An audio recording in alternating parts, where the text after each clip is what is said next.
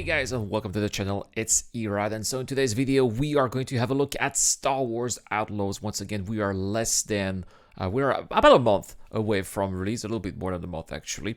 And so there have been a couple of videos on IGN about this upcoming title from Star Wars here. And so this video is about the open galaxy, which I think is the biggest selling point for this title. And so we're going to see what the developers have to say about this open galaxy. By the way, it's not the first open world game in the Star Wars universe. That's actually not true. Star Wars The Phantom Menace was somewhat like that, especially in some places like when you were going to Tatooine, for example. And of course there was Star Wars Galaxies as well. How could we forget about Star Wars Galaxies, right? So let's check it out. Let's see what they have to say. Making open world games is really tough, and making Star Wars open world games is the next level of difficulty. Julian Garrity I gotta say that this looks beautiful here. This looks gorgeous, and that's definitely a place where I would like to creative director at Massive Entertainment, is up for a challenge. For the first time ever, we're getting a fully open world Star Wars video game. It's been a long time coming, but after back-to-back successes with both The Division and The Division 2, Garrity was in the mood to take a risk. This may be just my approach, but even if it's scary, you've got to do it. You've got to lean into it. What's the downside? What I'm afraid is that the scope might not be as big as what some people are expecting. We're talking about just about 5 planets, right? So that's already, Star Wars Galaxies is including thousands of planets in the lore, and here we're just getting 5. So that's really not so much. Now they say that those planets are going to be all handcrafted, but they're not the entire planets. These are just some small maps on planets. So it's actually 5 big maps on 5 different environments. That's more the reality, plus limited space around those planets in space, and that's basically it. So I think that a lot of people already are going to be disappointed in the scope of this game, and that's really sad. That's really sad. But let's keep on going here. To pitching a Star Wars game at Lucasfilm Games in George Lucas's old office. I mean, what's the downside to that? If it doesn't work, it doesn't work, but you still have that experience. Fast forward several years after that meeting, and Massive Entertainment is less than 2 months away from releasing Star Wars Outlaws, a fully realized version of the original pitch described in that office. An open world of dual ambitions, maintain the cinematic legacy of the films, and create immersive scoundrel gameplay that grants you the— Yeah, but the thing is, I don't know about you guys. I don't want to play Cave S. I don't want to play this character. This character looks so boring. Seems to be lacking charisma. I'm not going to feel immersed playing as this, and for me that's one of the biggest downer here. That's one of the biggest no-sell point for Star Wars Outlaws. Sure, the open world might seem appealing, the way the game is being crafted looks very intriguing for sure, but this is very off-putting, to say the least. The freedom of the galaxy. I think it's taken this long to get an open world Star Wars game because of how, excuse the pun, massive it is to build a game like this. There are only so many studios in the world who build games of this scale. The door is then open for Massive to come to us and say, this is what we're interested in doing. This is the type of game design and gameplay we want. This is what we're thinking about in terms of an archetype. Where does that fit? It's the Now, I think that another big issue that I have with this game is the locations that they've chosen. Some of the locations are new, okay, cool, but they've chosen location from the sequel trilogy, like Canto Bight or Kejimi, and I really don't want to be thinking about The Last Jedi. This movie, for me, is really the thing that made me switch from an unconditional Star Wars lover to a critic of modern day Star Wars. And seeing that location in the game is also something that's going to bring me a lot of bad memories as a Star Wars fan. Bad call here, bad call. Lore, player fantasy, and it's open world. Those were the 2 main pillars that we pitched. Why open world? Because the outlaw fantasy really needs that to live and breathe. It's a combination of, I think, our DNA as a studio, our background, when we think, okay, what do we have a lot of experience doing? What do we think we're good at? And this fantasy, the scoundrel in Star Wars, begs for freedom. Massive was Now, I've heard that there are going to be opportunities to do other things than just doing a scoundrel. I've read that there will be a possibility to co-own some kind of monster farm if you do side quests. Now, these are things that I would be interested in a kind of game like that. What I foresee is that the main quest is probably going to be super cringe and not so interesting. But what I'm interested is if it really is a living, breathing world with just a few planets. These are the side quests, the side activities. Really thinking that I'm a part of this universe and just doing stuff like a regular person in the Star Wars universe would do, that I'm interested in. And that's really here. For me, that's the biggest selling point of this game, is how the developers are going to make that a reality. fully confident in its abilities to create engaging open worlds. The Division offered a bullet-filled action playground, while last year's never played Avatar Division, Frontiers to be of fair. Pandora displayed an ability to work well within a Disney license by building a near unmatched visual paradise. But Star Wars was the new challenge that this team yearned for. Of course, deciding what kind of experience would live inside a Star Wars open world was the first thing that had to be decided. We took a step back, of course, and thought, okay, Star Wars open world, what an opportunity. What does that naturally want to be? And it wants to be the full scale from the very small to the very big, meaning sitting inside a Yeah, but there have been also reports that it would be possible to traverse one planet map in just 5 minutes. So that's also, that seems pretty small to me. cantina playing some Oh, there's Lando right here. All right, legacy characters. being able to walk through the street, jump on your speeder, drive across the planet's surface, park literally your bike in your own ship, take off into space seamlessly. That vision No. That's a lie. We are not going to be able to take off our ship seamlessly. We'll be able to go inside. The ships will have their interior, that's true, but taking off and going to space will not be seamless. So that's, I think, possibly a little bit confusing here. of full scale helped secure a green light from Star Wars custodians, but getting Lucasfilm's blessing was just the key in the ignition. Translating the cinematic spectacle of the original Star Wars movie trilogy into an open world, set between Empire Strikes Back and Return of the Jedi. Good selling point here. I think that this is an exciting timeline here, where the Empire is at its peak, but so are the Rebels, and the final clash is going to be happening a few months after in the Star Wars timeline. I think here that's a good call. Two of the most iconic films of all time was the actual challenge, one that Massive set out to address in every aspect of Outlaws, from the way it looks and sounds to the type of action-adventure gameplay it supplies. Fire up the hyperdrive. It's true that this is looking fantastic. I want to be exploring those worlds that look that for me, that's the world building that they're doing. That is the big selling point.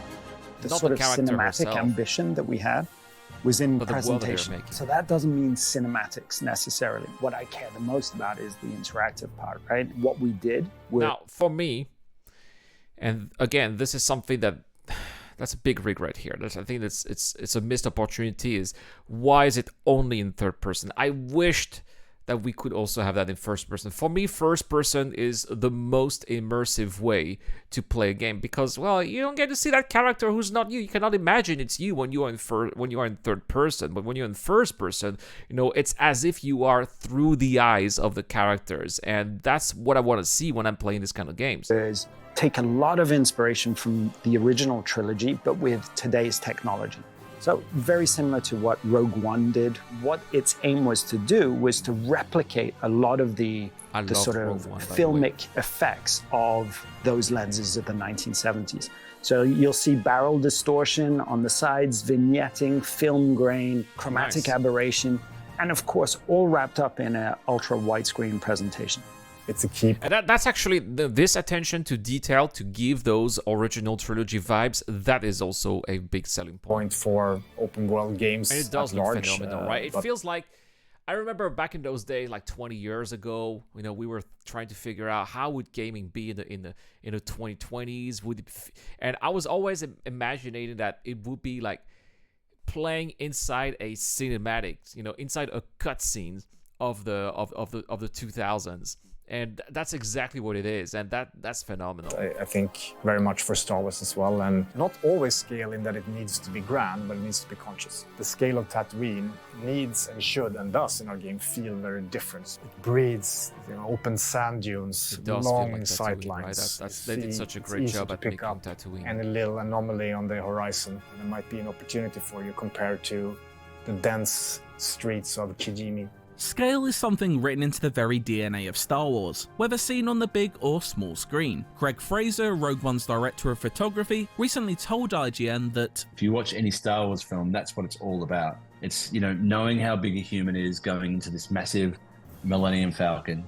How big the Millennium Falcon is. And then you have the Death Star, right? Is going to this massive Death Star. It's scale upon scale upon scale. It's a philosophy Garrity and the team at Massive took into Outlaws. That's good. And, because if everything is big, then everything is small eventually, right? There needs to be this kind of scale to show us, wow, this place is massive, or this character is so tiny. Outlaws when crafting the introduction to its open world. One of our intentions was, for the beginning of the game, to make it feel very small and then bigger and bigger and bigger and bigger. So beginning of the game, you start off in one room and it's claustrophobic and it's meant to make you feel a little bit trapped.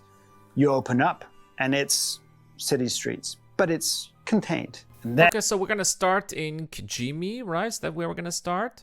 And some narrative stuff, and you steal a ship and you explode into the galaxy, and all of a sudden you crash land on this planet, which is wide open world. That sort of sense of everything growing for you, and not just the scale of the galaxy, but the scale. Okay, so I think I got it here. So because I was wondering how she's a scoundrel. How does she get this ship, which is supposed to be like one of the top of the line ships? That's how they sold it, right? The Trailblazer. So he just spilled the beans here. Actually, she steals the ship. Of course she does. Okay, now that makes sense. That scale of the possibilities for you as a character, as a rookie outlaw. Kay Vess, the underworld's favorite new scoundrel.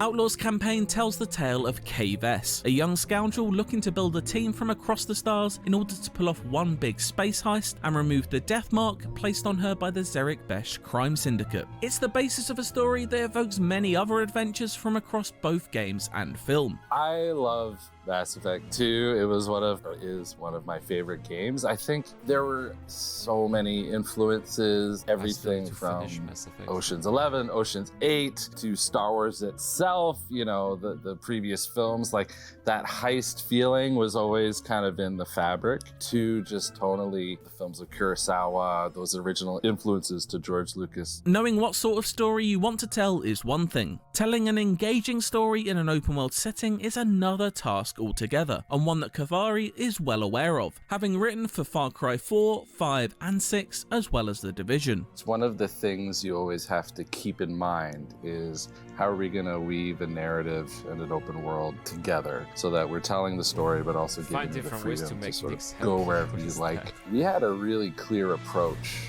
on Outlaws, which was, there was Kay's journey. We called them sort of lighthouses. There were key points that we knew we want her to hit these, and then that makes her story kind of part of the wider Star Wars narrative. But between those moments, we knew early on that if you got distracted by curiosity, the world had to react to that. It had to expect that the player is going to go off the beaten path. The things that lie off the beaten path are built in accordance to something Massive refers to as the 3-second rule, where within a few blinks of an eye, you can instantly understand the nature of a location or character and the story behind them. Nice. Before you even put... And this is where is it here?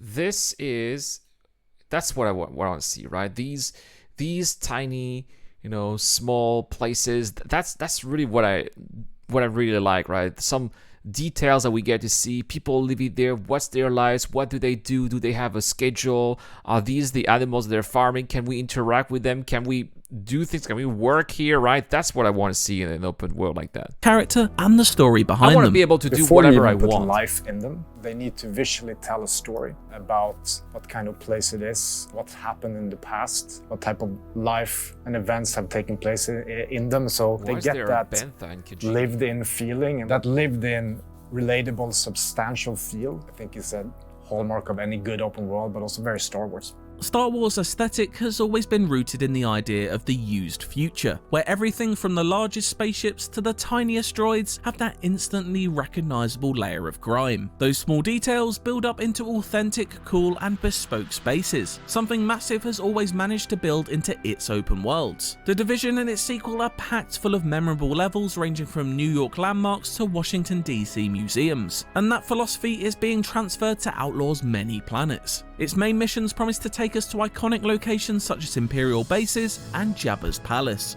We can lean into the virtual tourism aspect of, hey, what is the distance? Yeah, but if you do that, if it becomes virtual tourism, it becomes a theme park, right? So some people like theme parks, but too much theme park, too much fan service is kind of killing the whole thing, right? Because we see that over and over again. But at the same time, forced fan service, that's not really forced fan service, but putting those locations from the sequel trilogy, oh man, come on. Between the moisture farms and Mos Eisley and the cantina, there is a linear roller coaster story golden path, if you will, and around that, of course, there's the open world. That's the dream I know I had as a kid. That is what I've always wanted from a Star Wars game, is that, you know, when I'm on a journey, when I'm entering into a quest, it might start on foot. They might start navigating a High Republic cruiser that's crashed, but I want to be able to jump into my speeder and blast off, hop into the Trailblazer, take off into space, maybe land in a space station and meet some characters that factor into my quest or journey along the way. And so that sort of connective tissue of planet or moon to space was crucial, because that's kind of the fantasy that I think players are hoping for. What's really interesting is that the way they say it really sounds a lot like what Starfield is doing. But at the same time, Starfield feels so much outdated, and I think it's really going to be interesting to see how much on its time. I'm not going to say ahead of its time. We're not talking about Star Citizen here, but how much of a game of 2024 is this going to be compared to how much of a game from 2015 Starfield is? And I think that's going to be a big difference. That's going to be noticeable, and maybe that's also going to be a big talking point when this game gets released. Fantasy and freedom is evidently at the core of Outlaws, and while all 5 planets and moons won't be instantly available to hyperdrive between, Garrity claims it won't be long into Kay's journey until the galaxy opens up. There's a very structured intro that leads you to crash land on Toshara, which is a moon that we created with Lucasfilm Games. And once you finish the sort of linear narrative on Toshara, the other planets open up. And there it becomes completely non-linear, and you can choose to tackle those in any order you want. So it's going to be Toshara first, then crash land. Exploration of these worlds is highly encouraged, with maps that are not, at least initially, flooded with icons and points of interest, because you're seeing these places from a fresh perspective. Let's go back here. So we've got... Let's see here. Let's go back. There it is. So this is Mos Eisley here. You've got the city. You've got the outskirts outside the city here. We don't know what's going on. So is it because it's not explored, or we can't go there? Some kind of roads there. Some valley or desert valley. So definitely locations around Mos Eisley, right? It's not just going to be Mos Eisley itself, but Mos Eisley is probably going to be in the middle of the map of Tatooine. Because you're seeing these places from a fresh perspective. Okay, I think that this is iconic, right? Being able to go to Mos Eisley and do whatever we want in Mos Eisley. We have not been able to do that, well, since Star Wars Galaxies. So having a completely new take on Mos Eisley in an open world, first time in 20 years, that is awesome. Kay as a character hasn't seen the galaxy. So the first time Kay comes to Toshara is the first time you come to Toshara. And it's not an unknown, uncharted place. So you'll have a map of where you can see there's, mountains over there and stuff, but discovery is what gives you more information. Yeah, that's an interesting point, yeah. So I guess that's a strong point to advocate for her being, a noob or in the galaxy, because that's going to be the same for us. Okay, I have to take some risks. You're going to have to go to a cantina, and you can eavesdrop pick up on some conversations that will lead you to another location that reveals a location within the open world that you have to get on your speeder to go and find. There will be a fog of war that you'll be able to clear up. So maybe that's what we saw in the really map where before. your curiosity will open things up even more. Each of Outlaws' worlds vary in size. Tashara, Massive's newly created moon, is around the same size as the jungle planet of Akiva, but a little smaller than the vast desert of Tatooine. It was less about how big,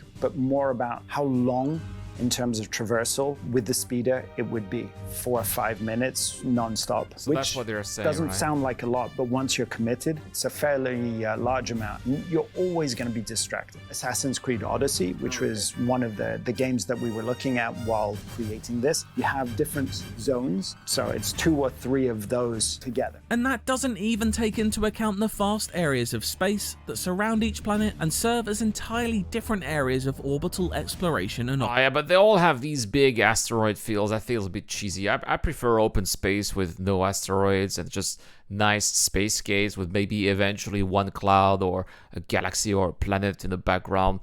For me, that looks a bit too cluttered. opportunity. We'll cover that, as well as the They all starship have side those of the crazy game in greater debris. depth later on in this month's on. IGN First.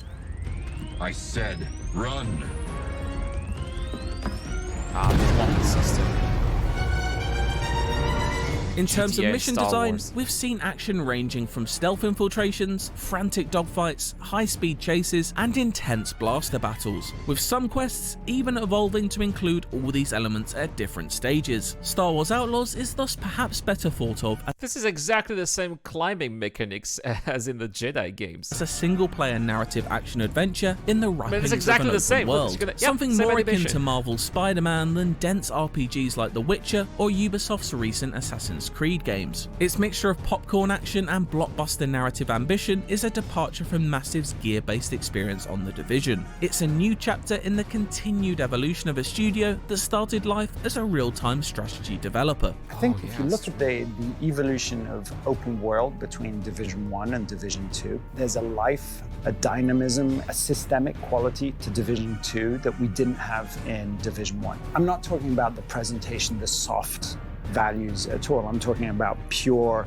gameplay experience, single player or cooperative. That was very, very important to us to have as a living, breathing element that Oh, no, look at the engages robot, that's so players while interesting. they're playing Outlaws. It's an evolution of what Massive has been doing in their games for years now, keeping worlds feeling bustling and alive even when set against post-apocalyptic backdrops or in the midst of galactic wars. We'll be the judge of that. Both Division games, but especially in the second one, developed what we call living world systems. So same thing here. We have systems that make sure that the world is always alive with movement, traffic.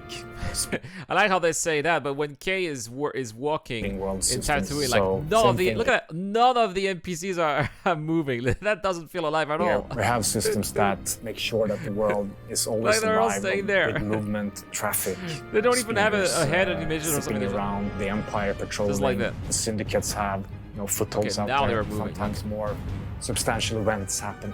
It's really up to you if you want to engage or not. Perhaps Outlaw's most interesting method of breathing life into its open world Okay, that is going to be cool here. Different abilities, like a skill tree, a little bit like an RPG type of evolvement in the game. Okay. is its approach to character progression. There's no Yes. leveling up or incremental stat boosts to drop experience points into. Instead, Kay's ability and equipment are linked to experts. Just like, as she progresses, she gets more experience in the game, then she gets more abilities to do things just like in real life. That is smart game design. People you'll meet across the galaxy who'll grant you upgrades in exchange for work. I heard you're the best shot on the planet. Oh, and you want to be second best.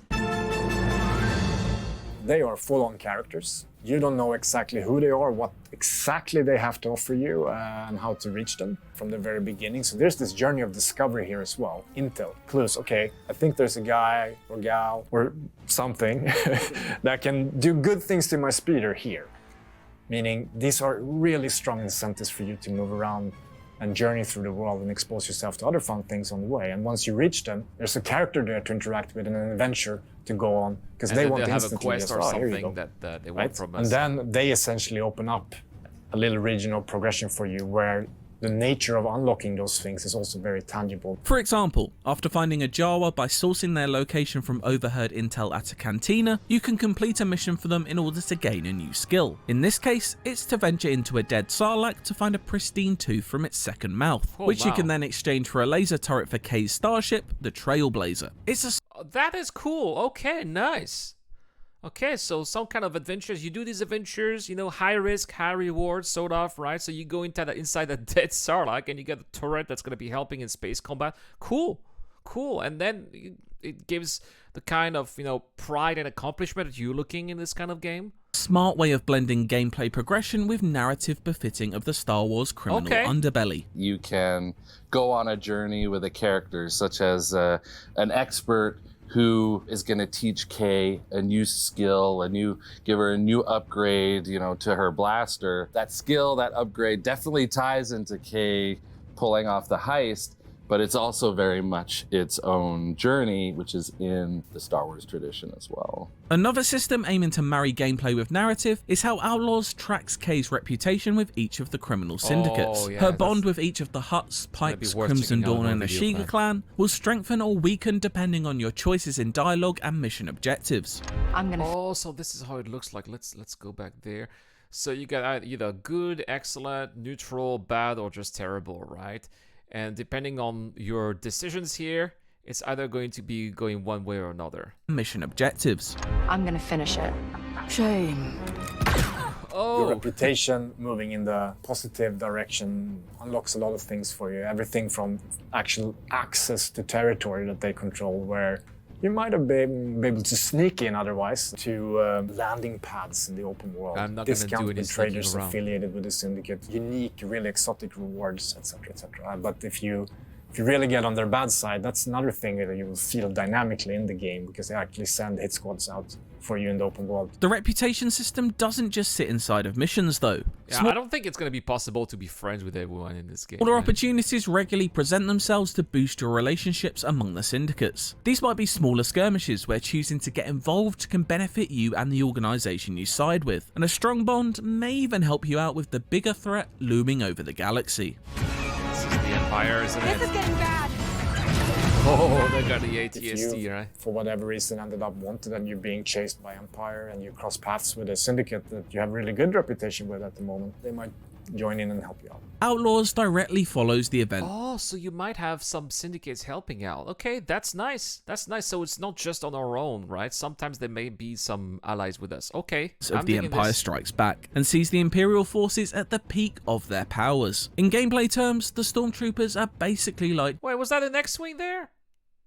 Hey. Yes, it was. Hey, who knows? Maybe we'll get to see Luke. The Imperial forces at the peak of their powers. In gameplay terms, the Stormtroopers are basically like GTA's police and adopt a similar wanted system. Find yourself in a restricted area or accidentally fire a stray laser bullet at a Stormtrooper and you'll quickly find yourself in hot water. It's by no means a revolutionary system when it comes to open world design, but one that is made all the more exciting thanks to a lick of Imperial black and white paint. Okay, I'm not... What I would like to know is there going to be also a reputation system with the Empire? Can we be in good terms with the Empire, or is this reputation system just going to be for the syndicate? That's a good range of escalation and de-escalation. It's really up to you if you want to try and hide, or maybe bribe an Imperial officer that's a bit corrupt in a city somewhere, or try to jump to a different space region. But you will feel it, and let's just say there are Death Troopers for a reason. Hang on! Death Troopers. Maybe the Death Troopers would be like the big Beyond the main bosses, missions, expert side missions, and the reputation system at the core of it all, many other snackable activities exist in Outlaws open world. These range from quick contracts such as smuggling and stealing, gambling in Sabak, to playing asteroid-filled arcade shooter games, and betting on Canto Bight's Favia racing. All of these activities bolster your ever-growing supply of credits, which can be used to purchase new customization and gear options for Kay, her pet-like alien companion Nyx, and the Trailblazer. And yet, there's more. Emergent events frequently take place throughout the open world. whether on land or in space. Every 2-3 minutes, there'll be something that's happening, whether it's an ambush or the Empire arresting some civilians or combat with some criminal syndicates, and it's up to you whether you want to engage or not. So with so much to do in Star Wars Outlaws, how does Massive go about avoiding open world bloat? With a near endless galaxy of opportunity, there's the worry that things may spiral, feature creep sets in, and everything just gets too big. Right? The studio had a clear plan from the start though, leading with variety. Look at that cheap shot against Star Citizen, right? Feature creep comes in. Come on.